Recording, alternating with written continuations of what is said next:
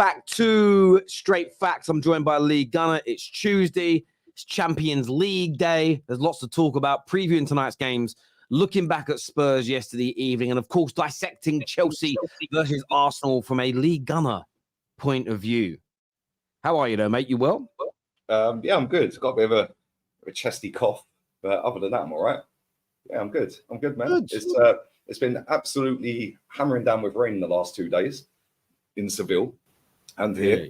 I think there was a little mini hurricane in Seville the day before yesterday, and little flash floods and that. So yeah, it's not ideal preparation for the Arsenal game, because as we see on Saturday, we can't play in the rain, Terry. So, yeah. Well, maybe, just maybe, after all these years of ridicule, maybe Ty was right. It was raining for both teams. I'll never forget that. That was so honestly funny. I would say that probably is the greatest fan cam in the history of fan cams, because it was so weird, but it was Robbie's timing. Robbie's timing of that line, again, genius. It really was. It really, really was. But yeah, loads to talk about. But the first thing that's on the agenda today, are Tottenham the real deal? And I want to preface that question with, we had 8 Spurs fans on our show last night.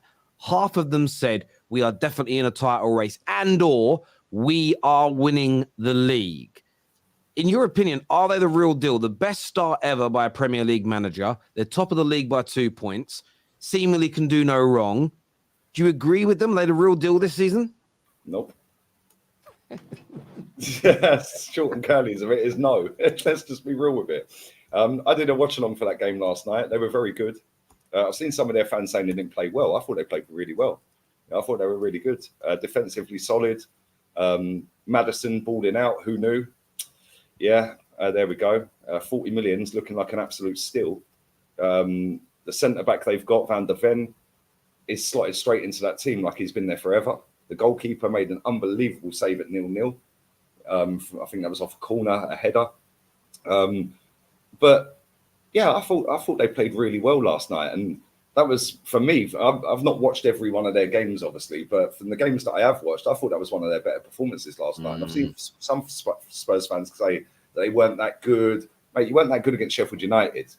Yeah, you weren't that good in other games, but in that game last night, yeah, Fulham were just toothless, man. Like, if Fulham had a bit of composure in the final third, it might have been a different game. But when you got Willian and Iwobi running around, yeah, and I don't know how Willian stayed on the pitch for 90 odd minutes. Yeah, the right back Bassi gifting them their goals, but at the same time, they created quite a lot of opportunities last night. But I don't think they're going to win the league, Terry. I know we're a quarter of the way through the season, yeah, but yeah, come on, it's great for their fans. They've got their football club back. Oh, we got our Tottenham back and all of that malarkey, but they're just enjoying not watching Conte ball. Right, so they're getting all carried away. I've seen Fabrizio Romano tweeting out the videos of the concourse after the game and all of this, and they're singing about Ange. It's great for them, yeah, because they've been in the mud in terms of their football playing style for the last couple of years or whatever. But let's just be real with it. It's Tottenham. It's Tottenham. I'm 41 years old, Terry. I've seen them win 4 trophies in my lifetime.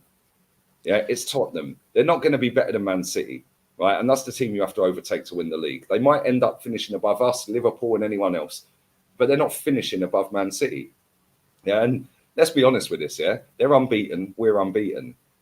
They're only 2 points ahead of Man City and Arsenal, right? Yes, we're unbeaten, but Man City have lost 2 games and are only 2 points behind them. And Man City ain't played anywhere near the level we know they're going to get to. They've had Rodri out for a few games through suspension. KDB's a massive miss for them. Yeah, Haaland's back on the score sheet at the weekend and still the top goal scorer in the league, despite going on a goal drought for 3 games or whatever it was. It's crazy. Yeah, and he scored more goals than probably most strikers are going to bag this season. It's only a quarter of the way through the season. So I don't see Spurs being a title challenger, no. I think they've had a great start. And I said this on the watch along last night.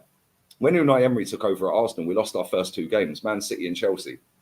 Then we went on a 23-game unbeaten streak. Yeah, and a lot of people back then were saying, oh, could Arsenal be in a... No. Yeah, because the performances are not sustainable all the time. Like, you're nicking a win here and there, like Sheffield United. you'll get games where they'll go and blitz teams. Of course they will, because they're playing with confidence. They've got Son bagging, 7 goals now this season. Yeah, Richarlison even played half sensible last night. Kulusevski looks like reborn under that manager, but they're literally James Maddison injury away from going back down the table a little bit. Yeah, I do think they're getting the top 4 or 5 or whatever it is. This season. Yeah, I think that they're playing really well at the minute. The manager who's coming to the Premier League has been a breath of fresh air. Like, he just says what he thinks, says it as it is. None of this gimmicks and Mickey Mouse rubbish that all these other managers are coming out with. But ultimately, I don't think their squad's anywhere near good enough to win a title. But let me just say one more thing, before you jump in, right? If they win the league, right, I swear to God, I do not want to see any Arsenal fan that has been back in a youth project process, coming out saying anything about it. Yeah, because you've all been backing Arteta. If this guy come into the league, Terry, and in his first season won the league, I mean, that'd go down as with Tottenham as well, because we've seen other managers come into the league under Chelsea and Man City or whatever, and win the league. Yeah, but it was different when even when Jose did it, because the season before, Ranieri Chelsea weren't a bad team. To come in and take over a team from where they were, obviously Ranieri did it, but it wasn't his first time in England, but he took over Leicester and did what he did. But yeah, if Spurs do it, it'd be a phenomenal achievement, and it would put a lot of conversations around processes in general to bed, wouldn't it, if he came in? But especially with the squad that he's got, because if you actually look at their squad, like, they had no Basuma last night. Yeah, and I thought Højbjerg did pretty well. Yeah, and their fans are on his case. Yeah, and listen, I don't watch him enough to know how good or bad he's been, but I've seen a lot of their fans saying he ain't good enough, he don't want to be there, etc., etc. I actually thought he played really well. Yeah, and it is only one performance that I've seen. Obviously, they know their club better than I do. But when I look at the way they're playing, it's confidence, it's high energy, it's ball retention. Yeah, they're overlapping, they're interchanging. At one point, Kulusevski's on the left, then he's on the right. Son's goal was quality. Right, and they're playing with real confidence at the moment. They've only got 1 game a week, which is probably helping them. And Maddison's been an absolute revelation for them. Yeah, he's everything Arsenal fans think Odegaard is. Really? Yep. The way he was dropping a shoulder and dribbling through midfield yesterday, like strength, pace, power, precision with the passing after he does it. Yeah, and don't get it twisted. Odegaard's a decent player to watch when he's on it. Yeah, he's a good player, aesthetically pleasing on the eye. Yeah, James Maddison, people say, oh yeah, but he got Leicester relegated. He still scored more goals than Odegaard last season. Yeah, still scored more goals than Odegaard, I think, last season in the league. I think he bagged 10 goals and Leicester got relegated. He was still doing it at a team that got relegated. And that is why I wanted him at Arsenal, and I have wanted him at Arsenal for a long time. Before we brought Odegaard, I wanted him. And now, this summer just gone, I wanted him. And that is looking like an absolute bargain, because it's not only just like the goals he can bring in terms of his own goals, it's the goals he can create and the way he brings players into the team as well, into the game. Yeah, his movement out wide sometimes brings a run in from midfield, like Son. Yeah, because he'll go out wide and Son will come in. It confuses people. Yeah, I've just got them set up perfect at the minute. But I just don't see it lasting. Yeah, and the reason I don't is like the drop-off from their starting 11 down to their bench is just night and day. Like, it's crazy. Yeah. If they get their centre half out injured, either of them, both of them played great last night as well, by the way. Yeah, but if either one of them centre backs gets injured, they're back to Eric Dyer. So I understand that. Just not going off the Maddison point. What is it about Maddison that you think makes him better than Odegaard, though? What is it that he does that Odegaard can't, in your opinion, for you to say he's better? Sorry, my bad. Odegaard scored 15 goals last season. Was it 15 goals Odegaard got? But overall, I think he's a better player. And I'll tell you why. Yeah. He's done it at a team like Leicester, who have been struggling relegation last season and got relegated. Right? I think that in terms of big games, he tends to turn up more. And when I say big games, that's not just against the bigger teams. It's like when it's on the line, you have to do it. Yeah, we've seen Odegaard do absolutely nothing against Lons the other week. Yeah, for me, that's a big game. You're back in the Champions League, the big time. Yeah, you have to turn up and you have to drag your team through a game. Yeah, when I've seen Maddison, not only for Leicester, but for Tottenham this season, he is the guy that gets stuck in. He's the guy that everything goes through. and he's going, yeah, give me the ball. I'll get us up the pitch. I'll have a shot. I'll whip the free kick in straight on a plate for Romero. Yeah, I'll do this. I'll deliver on the big stage. Yeah, because he's taken the opportunity, of playing for a bigger club than Leicester, and he's taken it a bit like Declan Rice says. He's gone from West Ham to Arsenal, and look how brilliant he looks, right? And it's like, I see Odegaard. You've played for Sociedad on loan. Yeah, you've played for Real Madrid. You've come to Arsenal. Well done. You had an anomaly season last season. Yeah. What are you doing this season? Because James Maddison consistently plays well over season after season. And I know he's a couple of years older, but if you look at James Maddison, not just the stats, but the actual performances over the last 3 or 4 years, he's consistently extremely good. When I watch this guy, I've never seen an Arsenal captain get subbed off so much.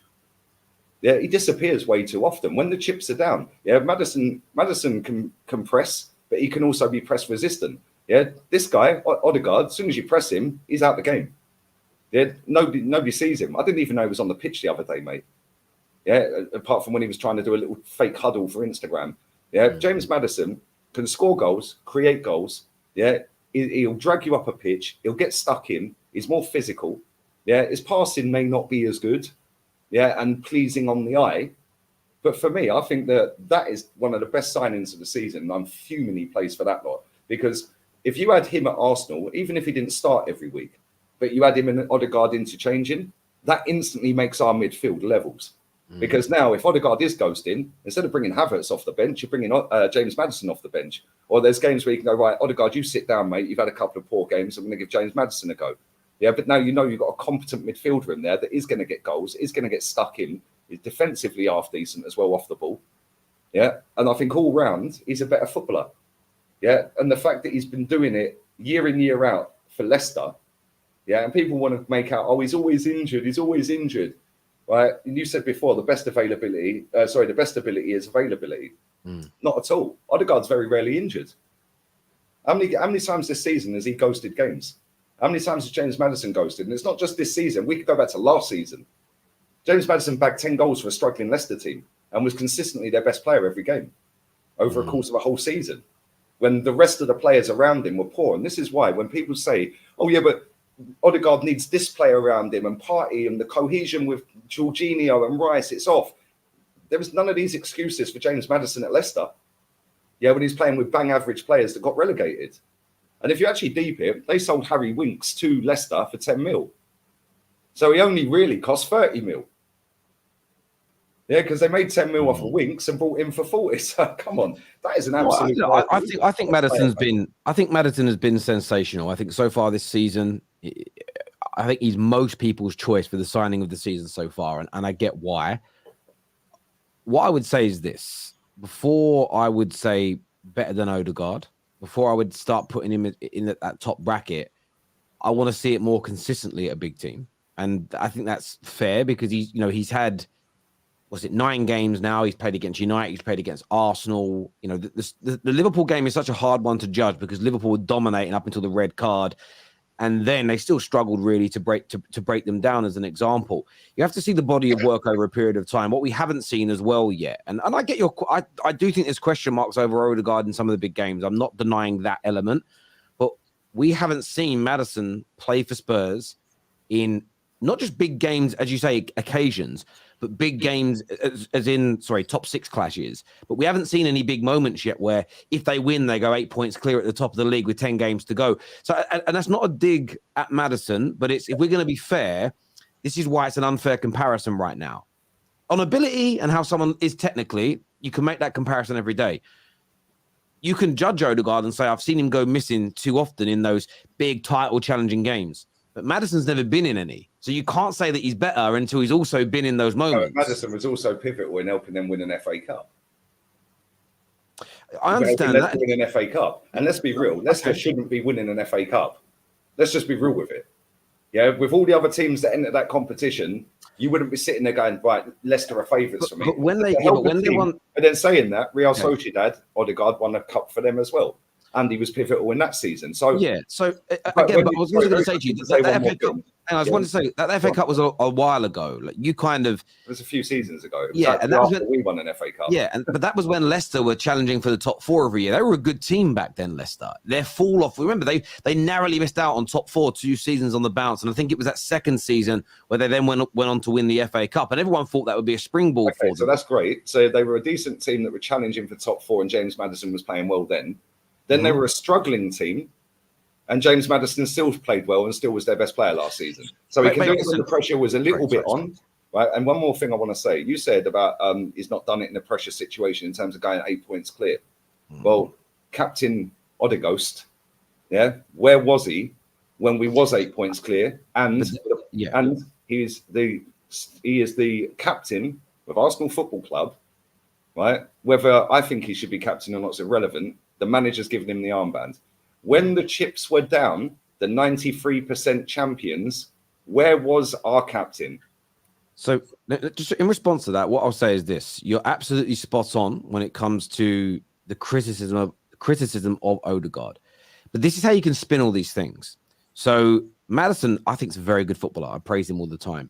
But you could also argue in 2 seasons where they were a shoo-in for the top 4, he was part of a team that bottled it and they missed out. He was also in a team that got relegated with a squad that, in my personal opinion, was too good to get relegated. There's some very good players in that team, including him as an example. So you can find ways of spinning negatives onto lots of people. But on this comparison that he's everything that Arsenal fans think Odegaard is, that means you're comparing the 2 of them in terms of what they've achieved and what they've delivered. And there's lots of closenesses. But what we haven't seen it, your big criticism of Odegaard is what he did in those big games in that title race. We've never seen Odegaard in that situation. So in that framing that has been created here, you can't say Odegaard's better because he's never been in that situation. I don't know.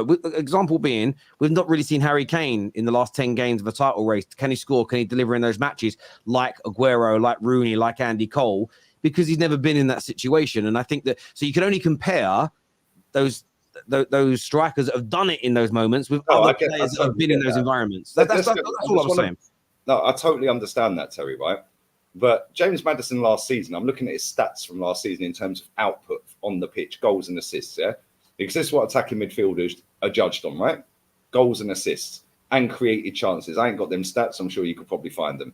Last season, he played 53 games, got 18 goals, 12 assists. Brilliant. Playing for Leicester. 30 GA playing for Leicester, who got relegated. He's brilliant. Would you think Martin Odegaard would play for Leicester last season when they were crap and get 30 GA?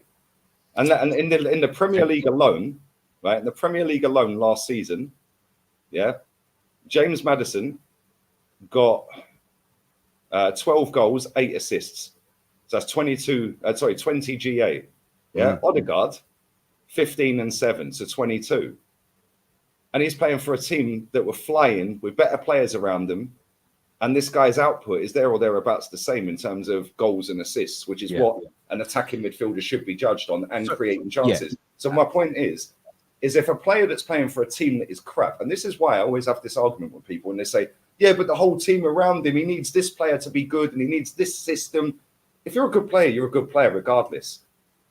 Yeah, and James Maddison has proven over the years, whether Leicester were good or whether Leicester were bad, he's a very good player and he always has output. Yeah, and he always turns up and does stuff. Yeah, this myth that he's always injured is another myth because he played 35 out of 38 games last season. Yeah, the season before. Yeah, and I don't like using stats as a metric. Yeah, but you should, because it's the season before. But the season before he played 31 games. So I just want to say on the stat. Listen, James Maddison, and I want to keep repeating this because the world's too polarized, is sensational, and I think that he is brilliant. And if you're going to do it on stats, then he's better than Odegaard. If that's the framing of this, then fair enough. Or if you're saying across the 4 metrics that I use to judge every player: ability, outputs, longevity, consistency, and what they deliver in terms of titles, that's how I assess players. All I'm going with is that what was initially said is one goes missing in big games and the other one doesn't. Based on that argument, Maddison hasn't been in the big games that Odegaard has been in. So therefore, I don't think that's a fair way of judging them. But when it comes to eye test and when it comes to statistics, which I think are hugely important. I think Maddison is sensational. I do think that there is a fair argument to say he's better. And from an outputs point of view, you said it earlier, as long as they're also leading to you winning trophies and your team progressing, when you're an attacking midfielder, when you're a striker, when you're an inside forward stroke winger, the most important two things for you to do is to score and or create goals. And if you're not doing that, there's something wrong with you. That there is, because listen, I'll give you another example away from these two teams. How many times have you, listen, technically he's amazing, but how many times have you seen City fans defend the outputs of Jack Grealish based on he holds possession and he drags people out of play? If that was true and it was a tactic, why does Doku play in that same position but operates completely differently and runs at players and beats and creates more chances? It's a different season. Totally different season. You know Pep's always 2 seasons ahead. Okay. So what you're saying is if Jack Grealish now comes on, he'll do more what Doku's doing. Well, that depends what Pep says. I don't know what Pep's telling him to do. One thing I'll say though, one thing I'll say is Jack Grealish, when he played for Aston Villa, was a better player in terms of output, running games, scoring and assisting and all of that than he has been for Man City. Yeah, and Jack Grealish even said himself in a post-match interview or an interview after games or whatever somewhere, that Pep, because he played at left back, he said, "Oh, I was at left back in a game, but I have to do it. I have to do it," he said. I agree with you. So I agree if he's saying to the person on the left, your job isn't to run a fullback, it isn't to really create, it's to drag people out of position. That's fair. But that means everybody that's going to play on that left for the majority of games is going to operate in the same way. My view is when other people play on the left, they will hold the ball up, they'll drag people out of play, but they attack and they create more. And that's, for me, I love Jack Grealish as a player. I think he's excellent, but I won't just go. What I won't accept is low GA returners. That's part of the system when other players that play in wide positions at his club are getting exponentially more than him before he joined, when he's been there. And now when you look at Doku, I think he could get more than him, because back to the Maddison point, output is very, very important for these roles. The outputs of other positions is always harder to judge because most saves. The goalies generally in the bottom 6 or 7 make more saves than the goalkeepers in the top 6 because they're having more shots at them. So you can't take every stat as red, meaning that makes you better. But when it comes to attacking statistics, goal conversion rates, the amount of opportunities you create, these things, and I'm talking big chances, not just, a sideways pass from 40 yards and a screamer hitting. I don't like those assists. I think they shouldn't be assists, in my opinion, because you haven't done too much to make it. And sometimes the pass that breaks all the lines should be the assist. Someone just does a little cutback and a tap in, and the guy's great pass doesn't get. So I get there's elements that need to be looked at, and you need to watch games to make that happen. But I think Maddison is absolutely brilliant. I really do. I think he's been an excellent signing. Back to the Tottenham stuff, just very quickly before we move on. I look at it this way. I think it's been a brilliant start. Their fans should be over the moon with where they are. I don't think they should be playing this. There's too many Tottenham fans out there for me, though. Not all, too many, though, that are desperate for validation from rivals. It's like, you need to respect us. You need to say how good we are. If I was them, I would be keeping my powder dry. They're insecure, man. They're insecure. They're very, very insecure with it. And when I look at their performances as well, and again, there'll be some Spurs fans that will take this the wrong way. There's still a long way for them to go. This is why they shouldn't be putting weird pressure on their club to win the league this year. Because you go back to their games, Brentford, decent, probably deserve the draw. Against Man United, they deserve to win. But United put their chances away in the first half and get the penalty, which we now know should have been won. That game could have been different. Bournemouth, they deserved to win. They then played Burnley. They were brilliant and smashed them up 5-2. But then the next 3 games against Sheffield United, they got lucky in the end. The same as United were lucky against Brentford, same energy. The 2-2 against Arsenal. Gabriel Jesus puts that chance away. Oh, yeah, we would have been 2-0 up coasting. Jorginho went on the pitch. Maddison wouldn't have coasted. Yeah, they would have done. The next game was Liverpool. Liverpool were dominating, had a man sent off, scored first and it wasn't rightfully given. And then the second red card happened. A lot went Spurs' way that day. Luton, the gilt-edged chances they missed in that game, better teams score, they may not have gone on to win. Yeah, but to be fair, Richarlison missed 2 absolute sitters in the first 3 minutes. No, he did. But then they got someone sent off, and they got lucky in parts of that game as well. You missing chances. Luton had a goal disallowed. Yeah, they did. Which, again, by the way, we saw 2 goals given the next day for the same types of pushes. So I'm not taking anything away from Tottenham. I think it's been a phenomenal start. But this notion from some of their fans, they said last night on my show that we will brush City away with ease and we are winning the league. This is the delusion, mate. You've been good. This is the emotion. Yeah, the emotions. They have been good. Them up. See, someone here says, Terry, you're still sour. I'm not being sour. You have been good. You've been very good. But this idea Spurs have been crap. This idea that Spurs have been flawless in these opening 9 games is a myth. And we see that whenever they make 2 or 3 substitutions and the lack of quality then comes on, you see teams not get back into the game per se, but they look at Fulham were at their best when Spurs took their best players off, and all it's going to take is an injury or two, and there'll be a drop-off. So I think Spurs fans should be happy. I totally agree. I think Spurs fans should be proud, but I would say keep your powder dry. Stop trying to create additional pressure that doesn't need to exist 8 to 9 games in, and just enjoy the ride. But keep all this pressure and noise should go towards your board to make sure they spend in January. That's it. That is exactly what I was going to say, because it's all well and good being undefeated, whatever, cool, great, you're top of the league, fantastic. Yeah, just go back and look at last season. We were August, September, October, November, December, January, February, March champions. We didn't win the league. Doesn't matter where you are now, mate. Yeah, it's where you are in May, at the end of May. Yeah, so you've had a great start, fair play, and get them all hyped. But the problem is football fans get way too giddy way too quickly.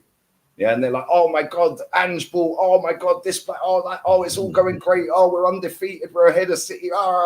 Cool. Now go and divert that to Daniel Levy, because you need another centre-back. Yeah, you need another midfielder. Yeah, and potentially another forward. Yeah, because if Son gets injured, is Richarlison the guy? No, he ain't. So go and get another striker. Yeah, or a left winger or something that can play striker. I don't know, whoever that may be. Yeah, they need 3 players, and they need to go out and do about 100 million quid on decent quality. Yeah, that they can then rotate. And I know that sounds stupid saying rotate when they've got 1 game a week, but you're going to have to rotate because you are going to get injuries. Yeah. So if Van der Ven, who's been brilliant, and Romero's gone up a level with Van der Ven next to him compared to having Sanchez or Dyer next to him, if one of them gets injured, the drop-off's crazy. Mate, totally agree with that. Super chats on this, and we're going to move on to some other subjects in a minute. Inevitable, he'll turn up, keep the same energy, people. I don't know what you're referring to there, Tony. Maybe Odegaard, but thank you. D-Boy says, Terry, you never said Arsenal got lucky when Reece Nelson scored at the death against Bournemouth or when Eddie scored last minute against your club.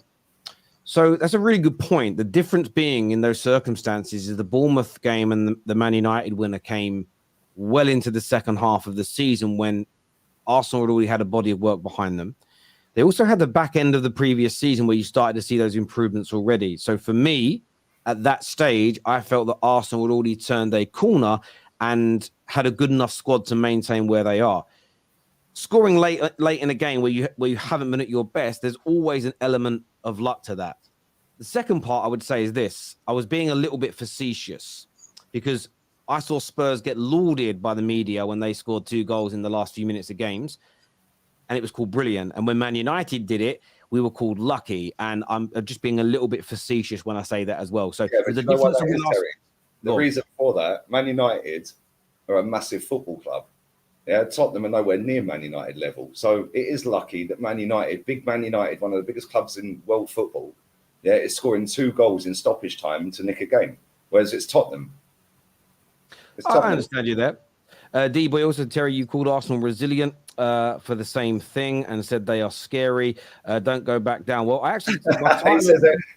you're scared of everyone. So my title last night was Tottenham are looking scary. So again... Oh, Jesus, this guy. I'm going to get... look scary, right? So go and watch the video last night when I praised your team. Also, if Spurs keep winning games like that, then you'll see my mood change.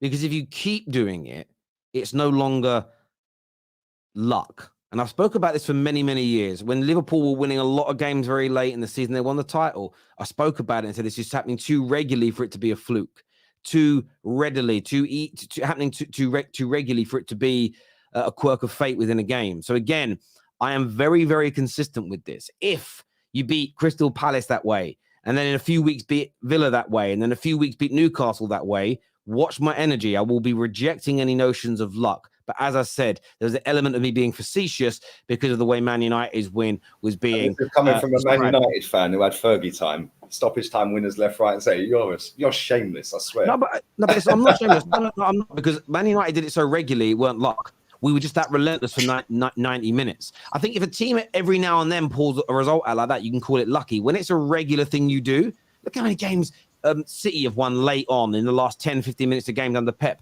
There's umpteen of them. It's not luck when you do it that regularly, is my point. Thank you, by the way, just a girl who loves Spurs. They were on the show last night. Thank you very, very much indeed. Lee, Tell slandered Spurs early in the season. He then bets that Højlund would bang 20 goals more than last. So again, you're lying now. You're lying.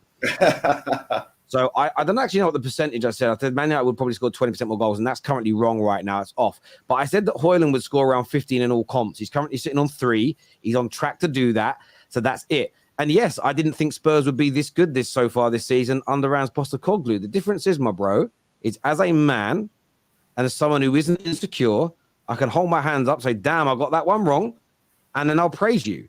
I'm not sitting here saying I was actually right and trying to twist it. It is what it is. Spurs are doing phenomenally well. That element of my predictions is wrong. But that's it. I also, by the way, predicted that Arsenal would be on around this amount of points at this stage of the season. Everyone said I was deluded, and they are. Everybody told me when I said that Liverpool would have a bounce back this year, and I thought they'd be a lot better. A lot of people said, no, you're crazy. I think they're finished now, as an example. I said that Chelsea would slowly start to improve this season. Everyone said I was crazy. That's happening. So I'm saying this, I get some things right and I get some things wrong. I don't understand why it's such a big deal to you, my bro. It really, really is. Right. You're not allowed to get anything wrong, Terry, because otherwise you're in the mud. It's true. Thoughts on the Ajax situation? Big up, Lee. It just shows what happens when you lose a good manager, but then more importantly, you lose the boardroom that was running you. Like Van der Sar and Overmars also not being there, club fell apart. The way you're run is more important than the players you have or the manager you have. The foundation is key. Big up. Thoughts on Sir Bobby Charlton as a player? I weren't old enough to watch him, if I'm honest, but from what my old man's told me, unreal. Yeah, you don't win a Ballon d'Or if you're not decent. Let's be real. Not in that era. Exactly. Look at the players that were playing back then. Yeah, unbelievable, mate. So yeah, sad news, man. Yeah, I'll say this about Sir Bobby. As a United fan, I have watched 90-minute games of his, including a Champions League final where he was up against a fantastic Benfica team. Don't think of Benfica now, but Benfica back then with Eusebio, crazy good. This man, he scored at the same rate as a Frank Lampard, but had the technical ability of a Paul Scholes and had the skill set of a Paul Gascoigne. That if you're going to put 3 players together in the modern day era that people might get, it's like combining Paul Scholes, Frank Lampard and Paul Gascoigne into one. He was an absolute star. And this guy was doing it with balls that would split your head open. They were so heavy, and basically wearing like steel toe cap style boots on muddy pitches with lumps everywhere. If this man was playing with modern day balls and these flat pitches, he is, in my personal opinion, the greatest English football player of all time. And to do all of that after surviving an horrific plane crash, which killed many of his friends at 18 odd years of age, to have the mental strength to come through that. There's a lot of adversity that happens in the world now to footballers with injuries and problems. Going through that and then going on to be the first person to captain an English side to win a Champions League, being pivotal in England winning their first and only World Cup. What a man, what a player. And 8 years after Munich. And the most impressive thing about Sir Bobby Charlton, when you read anything about him, is what a gentleman and humble man. Didn't really like the accolades that he had and got. Yeah, he was absolutely sensational. And he'd be sorely, sorely missed by the world of football, especially Manchester United. This year says, if Tottenham win the league this year, then it's called soccer from now on. Maddison had 12 GA last season. Odegaard had 22. You define big games by when we drop points. His record against rivals has been amazing. Should he move to Southampton to do it for a small club? Who, Odegaard? Yeah, I think so. You're saying you define big games when you drop points. Mate, what are you waffling about? Yeah, he's got 2 assists against the top 6. 2 assists against top 6. Yeah, and I've seen people saying, oh, but he scored against Man United and Chelsea and Newcastle last season. Right, number 1, cool, well done. Yeah, Chelsea have been mid-table for about a year. Yeah, and Man United, well, everyone scored against Man United last season. Like, come on. Like, where was he when we played City home and away? Like, and this is what I get the ump about. Yeah, like, define big games. A big game was Lens away. That's a big game. You're going up against a team that were 15th in the league. They'd finished second the year before, like us. It's an away game in France against a team that you are more superior than on paper, with a more expensive squad, a more settled squad, and a manager that's been there for longer. So you should be going to Lens and dictating a game. And I think he got subbed off. Yeah, how many times is this guy getting subbed off? Name another Arsenal captain to get subbed so many times. I think, again, those are the elements of Odegaard, which I think are absolutely fair criticism there. Thank you, Lee. Odegaard will be the seasonal scapegoat for our fan base. Can already see it. We're very reactionary, and honestly, don't get the panic. No doubt he'll be back. Okay, I think that's what that will. He'll score against Sheffield United at the weekend. He'll get man of the match, and everyone will have their pants down again. Yeah, the fact is, he's not a scapegoat. He is the captain of Arsenal Football Club. Arsenal Football Club. You are the captain. Yeah, act like a captain then. And just because you're not vocal doesn't mean you can't act like a captain. We have this conversation all the time on here. Yeah, you can do it with your performances, right? And when the chips are down, everyone's looking around. They're looking for their captain. I hear you there, bro. This year says you call out garbage takes, same energy. Oh, I look at it this way. Listen, you're allowed to call out my takes. That doesn't bother me at all. But I don't think at the start of the season saying I think Big Ange will struggle was a bad take, considering 50% of the Spurs fan base agreed. It was a relatively conservative take, which many people agreed with. So it doesn't mean that just because you get something wrong doesn't mean it was a bad take. So an example would be this: if you predict Man United to beat Copenhagen 2-0 tonight, and we only win 1-0, that doesn't mean, oh, what a garbage take. You said 2-0. It just is what it is. You know, it's there's still logic to it. It makes sense. You know, it's a crazy thing. If you predict Man United to win 9-0 tonight, that might be a little bit far-fetched and garbage, because it's very unlikely that we're going to score 9 goals. We've only done that a handful of times in our history. So I think that's the difference here, if that makes sense. But thank you. I appreciate the super chat. He did very well at Spurs, by the way. I was telling Henry Wright and Sava and all that. I said, yeah, I've seen a lot of Celtics. My pals around the corner support Celtic. And I've seen a lot of them. I said he'll do well. I said you'll get a good playing style. Certainly are. Arsenal fans really need to start listening to Lee. Top gentleman is what Harrison says here. I didn't pay him, people. Big up to you, Harris. Bro, they're always 4 years behind because they get caught in emotions and feelings and want to be seen as the most positive online. I wanted to ask you a few questions about Arsenal. So we'll come back to some more of these super chats a little bit later. What went wrong, in your opinion, on Sunday against Chelsea, and what changes need to be made tonight to ensure you get this huge game tonight away against Sevilla, who have a very good home record in European football? What changes have to be made tonight to beat them after dropping points at the weekend against Chelsea? What went wrong? Probably starting Jorginho, Zinchenko, and just, I don't know. It was almost like they were the team that were 4 years down the road, and we were the team that have been 3 months into a new project or process, whatever you want to waffle about. Yeah, it was almost like we turned up with an arrogance that, we can just turn up and we'll do this lot. Yeah, and after 2 minutes, Zinchenko lets them go clean through. Yeah, loses the ball, they were in. Yeah, a couple of minutes later, Declan Rice does the same. They should have been 2-0 up in 5 minutes. Yeah, and I was sat on the watching on with Matty and Ola, and I was like, this is going to be a long night, mate. Yeah, and then Jorginho kicking the ball straight out of play. Zinchenko can't make a 4-yard pass. Yeah, Odegaard just giving the ball away aimlessly, kicking it out of play left, right, and centre. Then it was like, this lot ain't on it. How are you not on it? We've beaten this lot 3 years on the spin. They've got so many injuries. Yeah, and people were hyping up Chelsea saying, oh, yeah, but they're in a good vein of form. Mate, they beat Burnley. They should beat Burnley. They're Chelsea. Yeah, 4 of their 11 goals this season before that Chelsea-Arsenal game came against Burnley. So a third of their goals came against Burnley. Yeah, the 2 before that came against Fulham. You should be beating Fulham. So over half of their goals had come against 2 teams they should be beating in the previous 2 games. So I was confident. I said 3-1. And I said, if we score early, they'll fold. Yeah, and for that, I don't think we had a shot on target at all until Declan Rice scored. They're embarrassing. Yeah, they should have been 4-0 up in that game. Yeah, Mudryk, he didn't mean it. I don't care what he's saying and waffling about, and it had to be him, didn't it? Of course it did. Yeah, and then he's standing there doing the Tony Adams celebration. Yeah, obviously he's a gooner, I take it. But it was just a shit show, tell. Like, honestly, yeah, it was crap. Yeah, and the only reason we got back in that game, right, and I'm going to come to the goalkeeper thing in a minute because I'm gonna bury this myth about Ramsdale, right? So we'll come to that in a second, yeah, right. But the only reason we got back in that game, 2 reasons. Number one, Pochettino took off his strengths, which was pace down the wing. Sterling was absolutely cooking us, yeah, and Mudryk played really well as well. Yeah, as soon as he took them 2 off, different game. And he did that too early. He should have done that maybe 5-10 minutes later. And the other reason we got back in that game is because their goalkeeper just went, oh, here you go, have a gift. Yeah, good strike from Rice. Yeah, and again, our social media account, the most weirdest, cringiest person running that. Bend it like Declan. What are you talking about? No.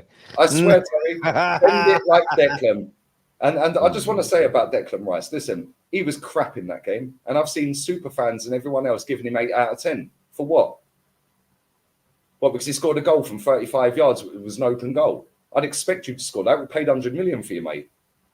Yeah, you've got the Premier League. This is how I know football's tapped, yeah? Got the Premier League official Twitter account tweeting out that was the longest goal in terms of distance, yeah? The longest strike in terms of distance for Arsenal to result in a goal since 2007, 36.6 yards. That's bloody good, isn't it?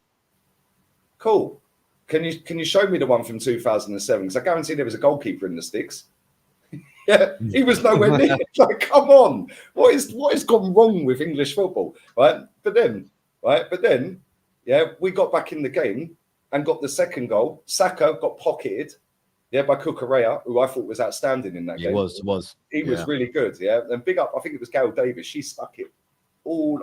Well, pause. Yeah, she told Arteta. Yeah, she said, yeah. So Raya got pocketed Saka. You should have seen Arteta's face. She actually said the word pocketed. Right? He was like, ugh. Yeah, he was not happy. But at the end of the day, he's only got himself to blame. Like, people are saying to me that Thomas Partey weren't fit to play. Well, why is he on the bench? Yeah, the guy just played for Ghana the other day, and we had our fitness coach in Ghana or wherever, America. I think the game might have been America actually. Yeah, with the Ghanaian national team keeping tabs on him. So if he's not fit to play, why is he on the bench? Right, Zinchenko getting hooked at half time because he's that C-Tech Bart Simpson. I cannot stand him, mate. I've been saying this for time. Why was he on the right wing? Yeah, he got his yellow card on the right wing. Why are you there? The only way I could see a left back being on the right wing is if we have a corner, right? And all of a sudden it's a mad breakaway and you're the last man and you have to run across and cover. Yeah, because I see Simicast do that in the Liverpool game against Everton at the weekend when Everton were breaking away and he came across and covered. Yeah, and then he trotted back into left back. Why was he on the right wing? He then gets hooked, right? We bring Tommy Asu on, who I thought played all right. I don't want to see that Bart Simpson wannabe ever again. Yeah, get Tommy Asu at left back. But again, now our fans are starting to wake up to the fact Zinchenko's not the guy. Well, hello. I did tell you all his crap. Oh, he can't defend. This is why we brought Timber. But you lot all said he was the best left back. Yeah. Then you go to our midfield. Yeah. Odegaard. Ghost. Yeah. Did he think Halloween was the 21st, not the 31st? Absolute disgraceful performance. Yeah, shocking. Yeah. Why do you think? Why do you think it is? I just don't want to lose some of these points. I want to get a bit more from you on it. Why do you think he went missing? Because a lot of people have said it's because Chelsea packed the midfield and tactically stopped the ball from being able to get to Odegaard. Is that what it was for you, in your opinion? As soon as he gets pressed, Terry, he disappears. Yeah, and from the minute one of that game, they were pressing high up the pitch. They were chasing our goalkeeper down. They were chasing Ben White, Zinchenko, hence why he made the mistake after 2 minutes. They had Declan Rice. They were on him straight away. That midfield, Enzo, Gallagher showed Odegaard how to turn up in a big game. And I don't rate Gallagher, but I thought he played fantastic. Yeah, Enzo and Caicedo, yeah, it was like they played together that three for longer than our three. And they ain't. They've played for less time. Yeah, because Caicedo only just came into the team. Odegaard and Rice were playing from the start of the season. Caicedo and Enzo weren't playing from the start of the season. Conor Gallagher wasn't in the team at the start of the season, I don't think. Yeah, so it's mad for me. It's baffling. Then when you look at the fact that they've got Cole Palmer on the wing, and I'm thinking, I don't really get the hype around this guy. Yeah, he's good. Yeah, I don't really get the hype of putting him up here like world superstar in the making. I don't see it. Yeah, he absolutely ruined us. Raheem Sterling ruined us. Mudryk ruined us. Yeah, have a bit of shame, Arsenal. Yeah, this is a guy that had his pants down twerking for Arsenal. Our fans were doing the same for him. At least pocket him. Yeah, at least stop him scoring. Yeah, and I want to come to the goalkeeper, right? Because I've seen our fans all kick it off. Drop Raya. Drop him for what? Well, for Ramsdale. But the same Ramsdale who passed Southampton clean through on goal to score and go 3-1 up against us. The same Ramsdale who got lobbed by Sporting Lisbon from the halfway line. Yeah, the same Ramsdale who gets beaten by the near stick pretty much every other week.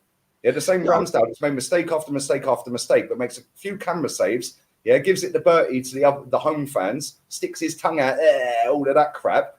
So you want him back in goal? Yeah, I think this lot got short memories, Terry. Yeah, I wanted to ask you. So I wanted to ask you about that, like, because I see Arteta getting a lot of stick. They're saying that bringing in, but maybe not, because I'm going to see what you agree with on this. They're saying bringing in Raya was wrong because you didn't need to replace Ramsdale on this particular subject. I'm assuming you agree with the manager that he was right to bring in Raya and should stick with him. I think that we didn't need that. And I said this yesterday with Kenny and Jez, right? The goalkeeping situation, I don't rate Ramsdale that highly. But the one thing I'll say, and I've said it on here before, he's exceeded our expectations as Arsenal fans because we all thought he was trash. Yeah, not one Arsenal fan wanted him until he signed, and now they all want to keep him, right? But he has gone above the level I thought he was. But he ain't going to win me a title because he ain't good enough. So, but I also don't think that going and getting a new goalkeeper in the summer was the biggest issue at the club. I thought a striker, a right winger, a CM, and another centre-back were more important than going and getting another goalkeeper. Yeah, the problem is Turner wanted to play first-team football, and he's doing so at Forest. Yeah, Runnison, well, whatever. Yeah, you shouldn't have been here in the first place. You're nicking 30 grand a week. Yeah, and I think he's at loan at Cardiff now. So on that basis of Turner trying to get out the club because he wanted to play, we had to get a goalkeeper. So this genius who wanted this goalkeeper, Raya, 3 years ago, decides to go and get Raya. Cool. Fantastic. I think Raya's a better goalkeeper than Ramsdale. Yeah, and I think the reason that so many fans are trying to get him out the team now is because they're more emotionally connected to Ramsdale based off of 2 years of games and bonding with the crowd. They're mugging off the home fans when he makes a great save and this and that. So they can get behind that. When Raya conceded that goal, our fans in that stadium, and Kenny was there, and I know this is factually correct, yeah, right? They started singing Ramsdale's song. Then you get told, oh, but they were only singing it because his wife had a miscarriage previously and she's just given birth. Right, okay, mate, cool. Sad news about the miscarriage. Congratulations on the birth of the baby and that. We're playing Chelsea, mate. And he ain't in the squad. Yeah, and this guy's just been lobbed. Yeah, so why are you singing that? Yeah, what happened to just back him? Like you did with Havertz. Just back him, he was misunderstood. Yeah, the reason Raya is getting so much stick is number one, yeah, he ain't English, right? Number two, they ain't got an emotional connection with this geezer yet, right? And number three, Mudryk scored against us, right? But the facts are, yeah, the reason this guy has not looked like a level above Ramsdale, because he ain't looked anywhere near better. It's a much of a muchness at the minute. Yeah, the reason for that, number one, you've come into a club with more pressure on you. Yeah, Brentford, with all due respect, they could finish anywhere in the league as long as they don't get relegated and it's a success, right? That's how it is, right? So now you've come into a club where you've now got pressure on you because we're now trying to overtake Man City. You've now got pressure on you because the manager has now dropped an England goalkeeper, right? So straight away, that's got the media up. Yeah, because now, oh, wow, Ramsdale's dropped. Sky Sports paying in on Ramsdale every time Raya makes a save or a mistake. Yeah, so they're trying to cause and do the narrative and build the drama as well because he's an English goalkeeper, right? Then every time he kicks the ball long, he did it against Tottenham. The manager standing on the touchline screaming and barking at him, don't kick it long. Against Man City, he was doing it up to Eddie. It was coming straight back from Diaz. Manager's barking at him again. So now you're playing with a new back four. You're playing at a club with more pressure on you. and your manager's screaming and barking, and you've got the fans on your case because you ain't English, and the English goalkeeper they adore has now been benched. Yeah, you're now playing on eggshells, so he's going to look a little bit dodgy. Yeah, how about back him? How are you backing Kai Havertz? Yeah, because for me, I do think he's better. Do I think he's good enough to win a league? That remains to be seen. I don't think so. I think we need to go another level. But the manager they've all been backing for 4 years thinks he is. So why aren't they just backing him like they're just back? Oh, just back Kai Havertz. Oh, he's off the ball work. And oh, look at him. He was missing. Why aren't they doing the same for him? Yeah, I agree with that hypocrisy. I think that I see people in the comments saying, well, Lee, but why don't you have that same energy for Kai Havertz? And I just want to defend Lee. Listen, I don't care who's in goal. I just want I hear you. Lee isn't saying you should back him for any other reason than you need to be consistent, because that's what you say for players that you like. And I think that that's the key. That's the key here. And as you say, the manager clearly rates him. I kind of look at it as that he's come in. There's been a few goalies, Sanchez at Chelsea, Onana at United, Raya, that they've come in and it's like they've all been space jammed, you know. And sorry to cut you off, right? Because I watch every Arsenal game, obviously, yeah. Right? Has Raya actually been that bad? Because do you think that goal that Mudryk scored was his mistake? Because I don't. He was in the perfect position for a cross, which is what it was. Yeah, he went way off his line and got lobbed. He was 4 or 5 yards out because Mudryk was looking to cross it. So he's going to come out and claim it and be dominant in his penalty area. Yeah. The fact is he shanked it and it went in. Was that a mistake? I don't think it was. The Tottenham one, when Son scored the first goal, that was a mistake because he flapped at it. Saka then switched off. Maddison tackled him and they scored. But why did he get the stick? Why didn't Saka get the stick? So I hear you on that. And I think, look, if you look at some of the, not all, but there's been a few of the goal we conceded against Brentford, Onana, let it through him easy. He wasn't the only person. Casemiro gave it away. Lindelof made a poor clearance. The shot was poor and it went in. And only he got the blame. It happens to goalkeepers quite regularly as an example. I think he has looked shaky. I think for the Mudryk, the Mohamed Mudryk goal, I think what Raya has done, he anticipated where the ball was going. So he basically left his line earlier than he normally would. And he's just been caught out. And, you know, David Seaman for Ronaldinho. I mean, to this day, I still don't think Ronaldinho meant that free kick for Brazil. But David Seaman, yeah, I don't think he did. David Seaman just left his line too early because it's almost like an eagerness to win that ball. And if it had just stayed on his line, Seaman, for a split second longer, he'd have just caught that ball and it would never have gone in. And I think that's what happened. But I think Raya's looked shaky. I think Sanchez has made mistakes. We know Onana's been awful. But the big debate is if you drop Raya now, the argument is always if you drop a goalie when they're in this kind of bad form, they'll never recover from it. That's now on the manager because the manager's now caused a problem. Sky Sports and our fans have all jumped all over it to make it a massive thing. I see Sky Sports posting out about passing stats for a goalkeeper. Like, the game's gone, mate.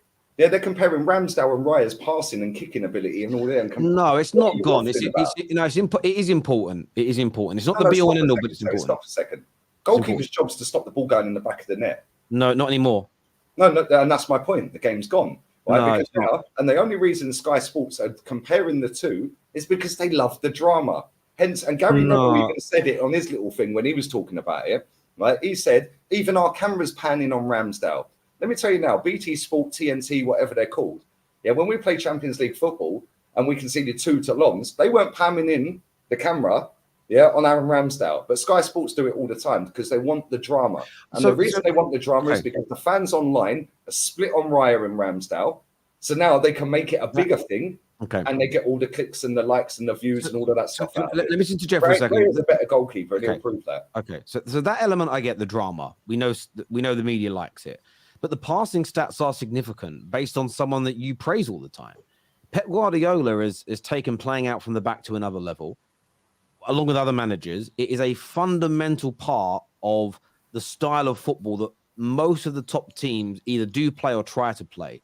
So having a goalkeeper that has the capabilities to play out from the back, the reason why Spurs look better this season than last year, and we've both sat here and praised him for it, is because Vicario is exponentially better at playing the ball out from the back than Hugo Lloris was. If Hugo Lloris was in goal, they wouldn't be as good.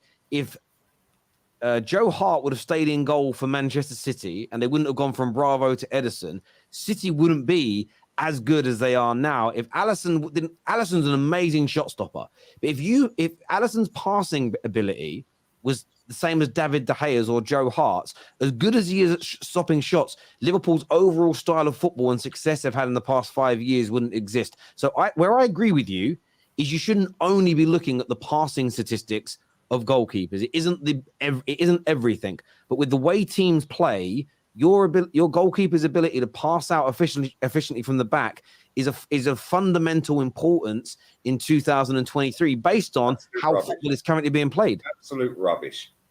Absolute why is it? rubbish. Hang on. So why is it rubbish when that's exactly what a manager like Pep looks for in a goalkeeper? We're talking about Pep Guardiola, and I said this to you last week, Terry, yeah? Because you asked me a question last week, has Pep Guardiola ruined English football? Or has ruined football? You didn't say English, you said football. I said Pep ain't ruined anything. Yeah, the problem is everyone's trying to copy Pep. Yeah? Terry, when you was working in banking, you could sit with somebody day in, day out and train them up for 6 months straight. Would they be as good as you? No, they wouldn't. Yeah, because they're not you, right? And everyone is obsessed with this passing out from the back, inverted fullback this, hybrid centre-back this, yeah, false this and inverted and whatever, yeah? Terry, Pep Guardiola is one of a kind. As Jose said, I think I am one at the bottom. Yeah, that is what he is. He is one of a kind. The fact is, everybody is obsessed of playing out from the back. Do you think, I watch La Liga all the time. They ain't all passing out from the back. Lee, can I just stop a minute? So but me and you were arguing two different things here, that's why I want to stop it. I couldn't not agree, but I understand your point. No, because if you let me finish, you'll see what I'm coming from. I can agree with you that you don't like the fact that everybody's trying to play out from the back. That's a different argument from passing stats are important when a team is trying to play out from the back. So they're two different conversations. So I can agree with your point that you would like to see teams play out from the back less. Therefore, the passing statistics of a goalkeeper become less important. The point I'm making to you is that when you've got a system that needs the goalkeeper to be able to pass out from the back, would you agree that that goalkeeper's ability to pass is a key component of assessing them? Yeah, of course, Terry. But my point is... That's why they're doing it. Yeah, okay. Well, why didn't they put their shot stopping in there as well then? Instead of just using the passing stats? Why didn't they put how many shots, how many errors that have led directly to a goal and stuff like that? Because that's important for a keeper. Because normally an error ends in a goal with a goalkeeper. But let me give you another example. Bro, but hang on, because we agree on that. Because like I've already said, we don't need to get into that debate because I've already said to you that it shouldn't be the be all and the end all. So the point is, we don't need to argue over a point we both agree on. Okay, that's great. If we had gone out and brought a striker, yeah, like a Haaland, that you could lob the ball to, yeah, because Man City, they don't just pass out from the back. They ping it long. Haaland can hold the ball up. Yeah, yes. When we're passing out, we're only passing out because we lob the ball up. Eddie Nketiah is getting out jumped by everyone. So is Jesus, Saka, Martinelli, and Odegaard. Right? When I watch other clubs around the world, they don't do all this passing out from the back crap. Yeah, Ancelotti came out with a great point the other day. Yeah, I don't know if you see the quote from Ancelotti. Yeah, he said managers are giving too much information to players these days. Yeah, creative players. Right? So they all want to be creative now. Right? He said, with my creative players, yeah, and I'm going off tangent, but it comes to my point. With the creative players like Vinny and all the attacking players, I don't need to give them any information. Yeah, because if they want to go down the wing, they can go down the wing. If they want to cut inside, they feel that's the right thing, they can cut inside. Right? He goes, the less creative players, yeah, I need to give them some information. Because if Vinny wants to go down the wing, I now need to tell Modric, you do this when he goes wing, in case we get caught on an attack, yeah? Caught on a break. And it comes back to passing out from the back.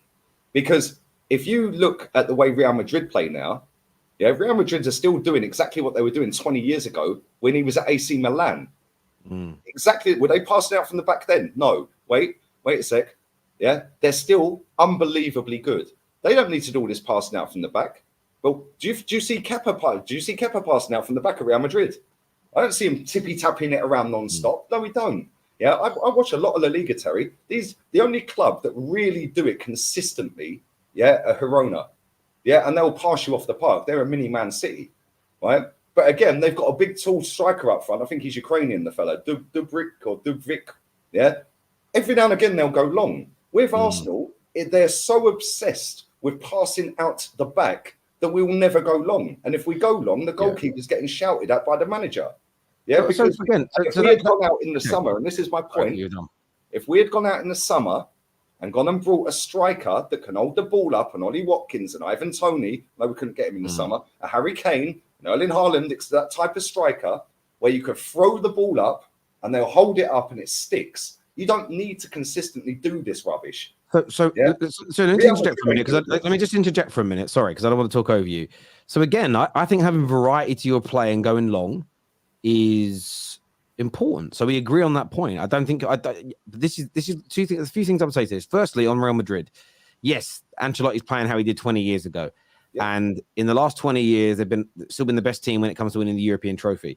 A shocking stat though about Real Madrid in the last 20 years is they've only won 5 league titles for a team that had. Again, I think for a team that's had the players they've had and the money they spend, to only have won 5 in the last 20 years, I was actually shocked. I thought they'd won more than that. So maybe there does need to be an adaptation of some sense. Tell me the rest of the please let me finish my point, Lee. So again, I'm not slagging them off.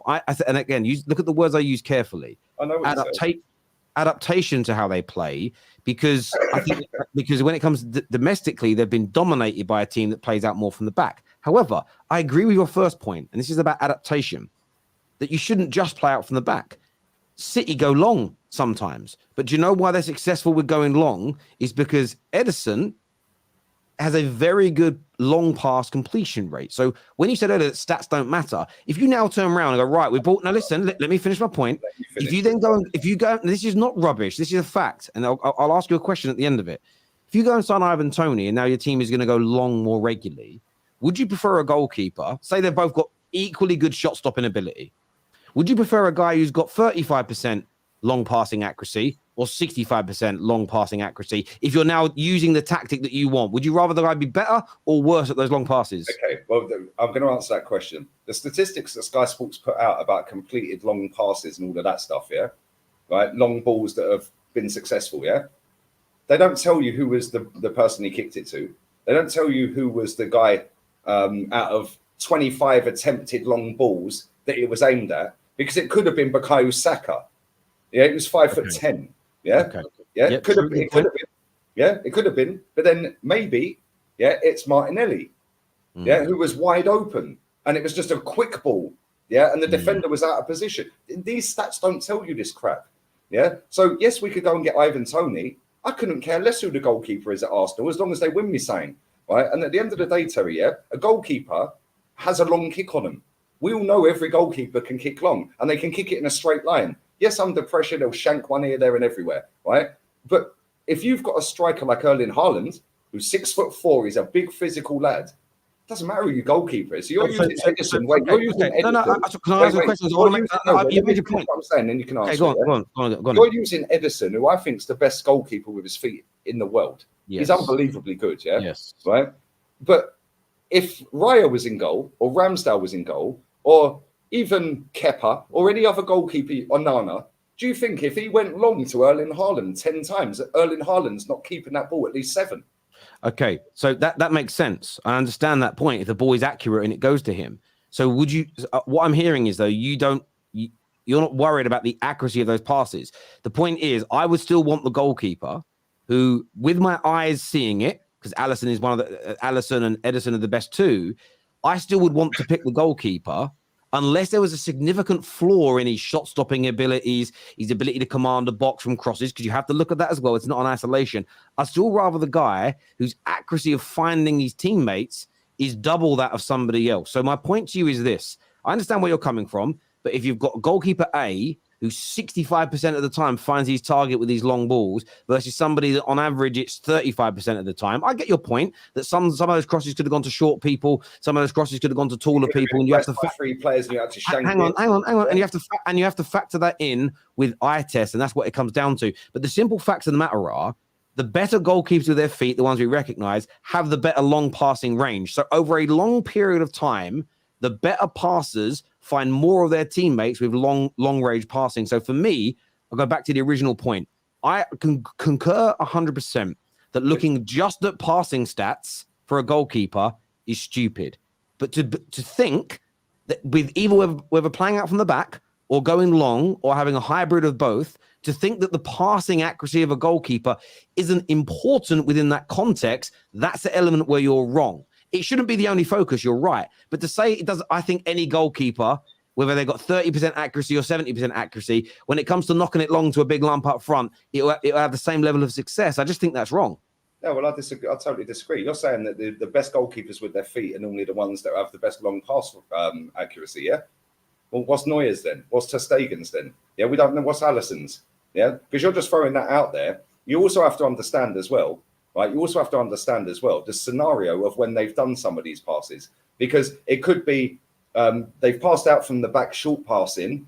Yeah, the centre back stumbling off balance. He weren't expecting the ball. He's now being pressed by a striker.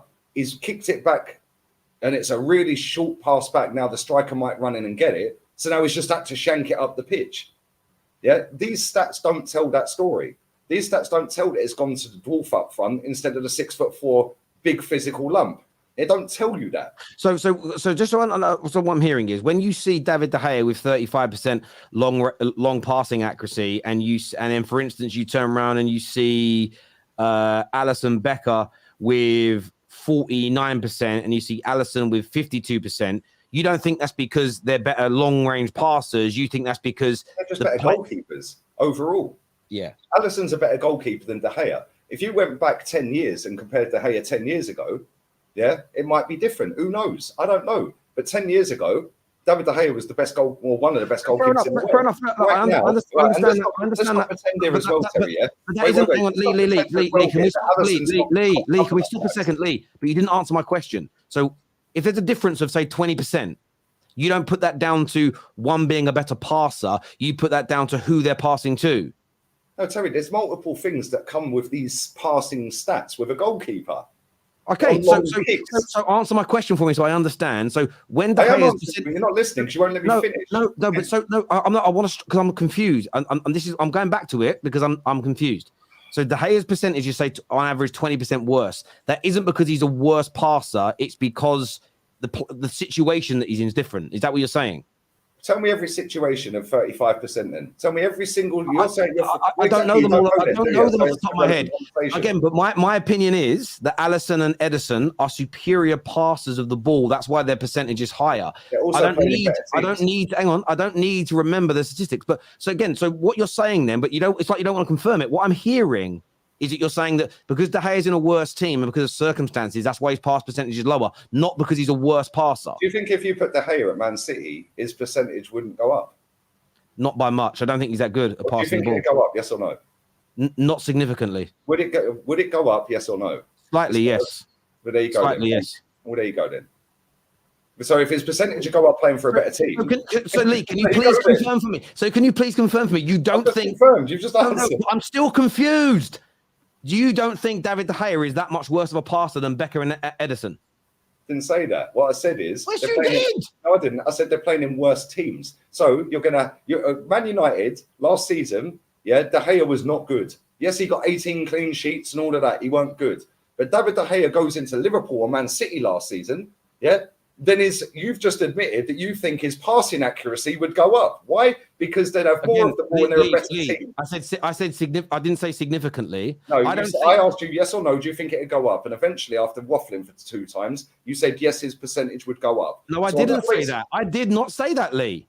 Did he say that on the third attempt? He said yes, I said it would go up slightly. I didn't say it would just go up. Then I said yes or no, and you said yes. No, I didn't say yes. I said it would go up marginally. It would go up small. Right now. I guarantee I didn't just say yes. I said it would go up. I said it wouldn't go up significantly. Is what I said. I said it wouldn't go up significantly. You said it would go up. I said it wouldn't go up significantly. Don't twist my words, Lee. Lee, you just know you're wrong here. I'll rewind it right now. Watch. Rewind it. I know what I said. I didn't say yes, it would go up. I said it would go up. It wouldn't go up significantly, is what I said. Yeah. You've just admitted that you think it's... Here we go. Put it near the mic. Yes, his percentage would go up. No, I didn't say that. I didn't. Hang on. Go back. Let me go back. Keep going. I'm still confused. You don't... United last season. Let me go back. How far back have I got to go? Yeah, I think that's enough. Just higher. I don't need. Hang on. He's lower. Not because he's a worse passer. Do you think if you put De Gea at Man City, his percentage wouldn't go up? Not by much. I don't think he's that good at Do you passing think the it'd ball. go up? Yes or no? Not significantly. Would it go up? Yes or no? Slightly, yes. Slightly, yes. So it'd go up then, wouldn't it? Thank you. No, but you twisted my words, Lee. You done yourself there, mate. You done yourself. You said yes. I So said slightly, yes. So Lee. percentage You're would go leaving up. off. Hang on, Lee. Stop. You're leaving Doesn't off. matter whether it's slight. Sorry, No, you Lee. does it matter whether Man City slightly win the I'm not league letting or you whether they finish, win the league? mate. You can't just say yes and then leave off the next word that came after that. Slightly, yes, came before. Slightly came before, yes, but you still said yes. So on that basis, No, but you're taking my words out of context, Lee. You can't take me out of context in front of me. If Man City win the league, do they slightly win the league if it's 1 point, or do they win the league? No, that wouldn't It's be the irrelevant. question. They win the league. No, that's a different question. If you said, are City going to improve next season? I said, I think they'll be slightly better. That isn't me saying I think they're going to win 50 more games. Will the percentage go up, yes or no? You said yes. Slightly. Doesn't matter whether it's slightly. Because no, Lee, the reason why it matters is because I don't think his percentage would increase by 15 to 20% to match that. Hang on, Lee, let me finish my point. I don't think his percentage would raise by 15 to 20%. That's significant to match that of the superior passers.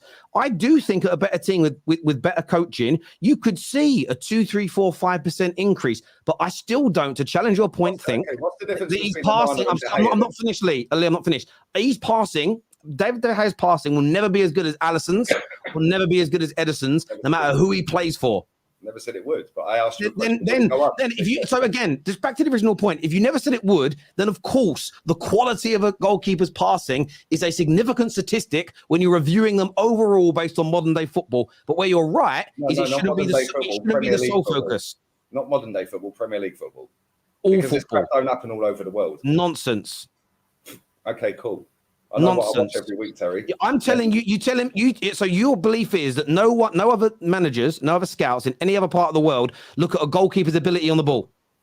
Didn't say that. You just said that. I said this crap don't happen all over the world. I watch other leagues. So you're saying it doesn't happen anywhere else but the Prem. Shut up, Lee. Nonsense. Look how rattled he is. We've got him. And it was because you lie, Lee. You just said that it doesn't happen anywhere else in the world but the Premier League. And then you say you don't say it. What are you talking about? Well, I can't speak because you're rattled. Look how rattled you are. He's rattled.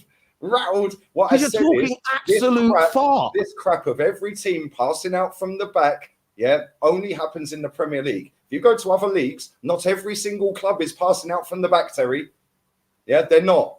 So answer my question, Lee. So no other team or no other manager or no other club in any other country around the world looks at a goalkeeper's ability on the ball, in your opinion. Why is that? That's a totally different question to what I've just said. No, it's not. It's exactly the question. I said this crap doesn't happen by every single club in every other country, is what I said. I said I watch other leagues. I know not every club does it. And not every club in the Premier League does it.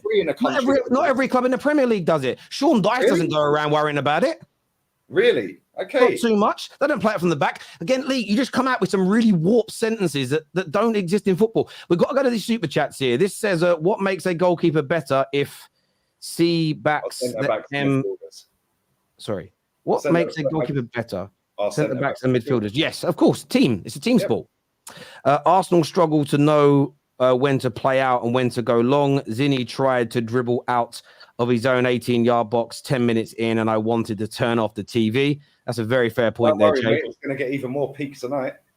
It wasn't Raya or a striker. There were FFP implications as to why we didn't buy one. Obviously, we had to loan in Raya versus buying him outright. Because of that reason, we couldn't get a deal done. Charles Watts, James Benge, and Chris Wheatley, they're wafflers, mate. Yeah, we're minted. We are absolutely the Arsenal game on Saturday reminded me of what we were like against Spurs. We should have lost, but it just happens. I wouldn't worry too much about it. Terry Hun, do you want to watch something scary on Halloween? Load up the Premier League table. Thanks, Tony. It's a good attempt. If Arsenal drew 1-1 at Sheffield United, he'd, as in Lee, be coming after Odegaard for not stepping up when his team needs him. That's my point. Lee is waffling about what a big game is. He doesn't hold everyone else to the same standard. Really? I'll defend Lee on this. Lee, after the game. Sorry, go on. Go and watch my fan cam after the game. I was about to say, I would defend. We'll have 10 minutes of me absolutely cooking that C-Tech Bart Simpson, William Saliba, who I rate highly, Yeah, Saka, who I rate highly, Martinelli, who I rate highly, Declan Rice, who I rate highly. Yeah, I absolutely coated the whole team. But unfortunately for you, you've got a love affair with Martin Odegaard. Let me tell you right now, I'm here to tell you right now, he ain't the guy, mate. Yeah, he ain't the guy. Yeah, and when you lot wake up, which will be at the end of the season when we ultimately win nothing again, yeah, and that'll be 4 full seasons. Yeah, what's your excuse then? Yeah, because everyone's waffling about, oh, you pick on Odegaard. Yeah, why shouldn't I? He's the captain of Arsenal Football Club.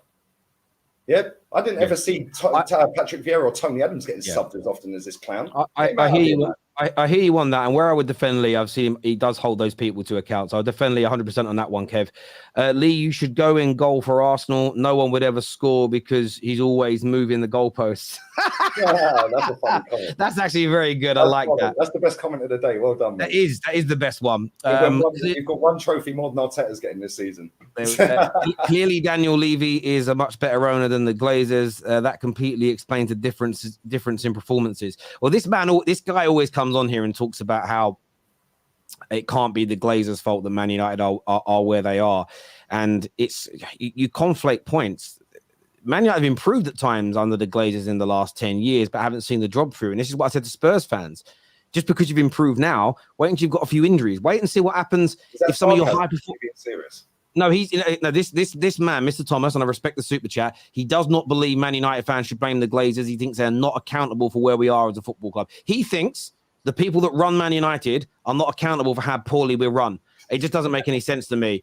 Well, to be fair, he's semi-right because your fans allow the Glazers to take the piss. Oh, mate. So again, I agree with that element of it, but that doesn't take away from their actions. The only reason I'm rushing this, I've got 3 minutes. I've got to go pick the kids up.